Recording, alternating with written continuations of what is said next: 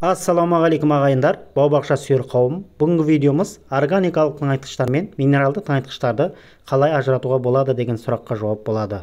Видеоның соңына дейін қараңыздар. Видеоның соңында бір лайк баса кетіңіздер. Қолдау білдіріп отырыңыздар ағайындар. Қолдау сізден, әрекет бізден. Енді көпшілігіңіз білетін шығарсыңыз, бірақ білмейтіндер де бар шығар деп айтып жатырмын. Базарға барып тыңайтқыштар сатып алатын болсаңыз, енді оның органикалық немесе минералды тыңайтқыш екенін қалай ажыратуға болатынын айтамыз.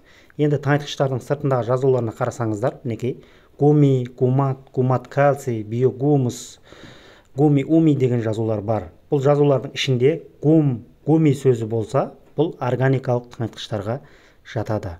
Органикалық тыңайтқыштар таза органикалық өнімдерден, көңдерден жасалады. Бұл органикалық тыңайтқыштар жеміс ағаштарына өте қажетті, өте пайдалы.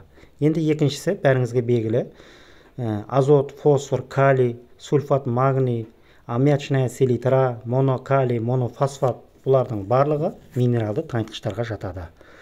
Бұл минералды тыңайтқыштарда жеміс ағаштары үшін өте қажетті. Енді бақшаңыздағы жеміс ағаштарыңыздың жапырақтары сарғайып, даму кешеуілдеп, жеріңіз құнарсыз болса, онда минералды тыңайтқыштарды беруіңіз қажет.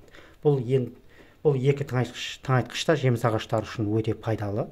Осындай жаз айларында, күннің ысыларында жеміс ағаштарыңызға суымен бірге осы тыңайтқыштарды беріп тұруыңыз қажет. Сонда ғана жеміс ағаштарыңыз сапалы, мол өнім береді.